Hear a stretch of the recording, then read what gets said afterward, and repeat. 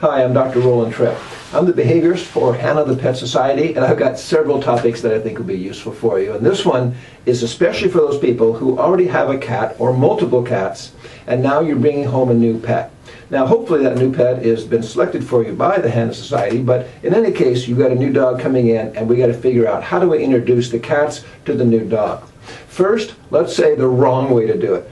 Wrong way to do it is leave the cats out, let them be wherever they want, whoever they are, let them be. And the dog comes in, sees the cats and chases them. So all of a sudden now we got pandemonium, scared cats. The dog that thinks it's prey, this is the hunting ground all of a sudden, and the cats are just freaked out, and now we got to undo the damage.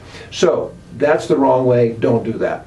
When you're bringing a new dog in, first put the cats in another room, put them away where they can be safe and sound. They will know a new dog is in the house. They'll hear it, they'll smell it, they'll be aware of it, but they can now be in a different room with the door closed. That's the right way to do it. So for this purposes, let's assume you've got 3 cats. One of them we're going to make really friendly and outgoing. One of them is going to be really a scaredy cat, hiding all the time, and the other one we'll make in the middle.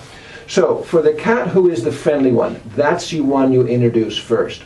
Don't introduce the cat until the dog is relaxed. So not in the first hour probably that the dog's in the house. Let the dog kind of chill out, be there for a few hours, and just calm down.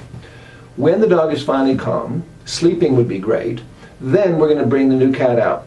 Now, bring the cat out of the room to meet the dog. Now, in this case, the dog is going to be quite fascinated to the cat, but the dog is the lower rank between the two. We're going to move the dog, and you're going to introduce the dog holding it if it's a small dog in your lap. If it's a big dog, get down with it, but turn the dog away and let the cat sniff the back of the dog first.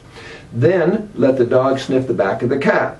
In each case, ideally somebody is feeding little pieces of hot dog to the pet who's facing away while the other one is sniffing back there. What this does is reduces the tension of having them meet face to face. What we want is to have one or the other. You can do the cat first, whichever you prefer, but one of them is turned away and the other one gets to sniff the backside without the teeth and the face and all that stuff right there. They sniff the backside.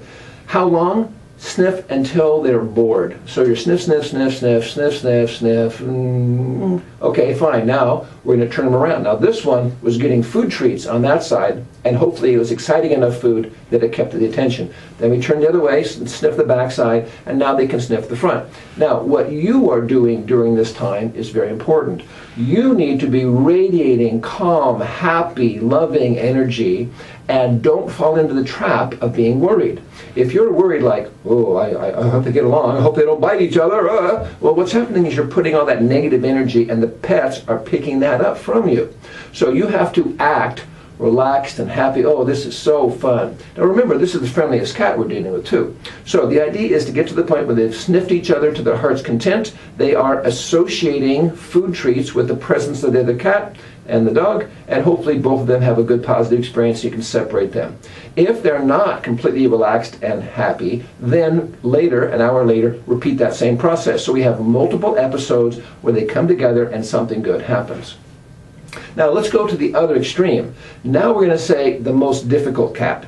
The order in which you introduce them is the friendliest cat first, the medium next, should take a little longer typically, and then lastly is your scaredy cat. Let's talk about that cat. That's the one that's hiding under the farthest corner of the bed and does not want to meet the dog at all anyway.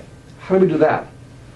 First of all, if you try to bring that cat out, you can try it, but it's very likely that cat's going to be so terrified that it's not a good thing. It's not nice for that cat. So we're going to introduce another concept called cross-door feeding. That's where you feed the pets only at that feeding time is the only time they get food, and it's on either side of a closed door. Feed them both near the hinge side of the door so you can be on the other side and be able to look on both sides. What you're looking for is how tense or relaxed each of them are. If it's a puppy, they're probably totally relaxed, they're just woofing down the food. But you look over on this side and this cat won't eat and it's running to the side. So you have to move the puppy back, move them back. What we're doing is we're moving them back from the door until they will both eat. Now they don't get any other food except this food and when you feed it, so you're doing this 2 or maybe even 3 times a day, and you can soup it up by having the cat get really special food.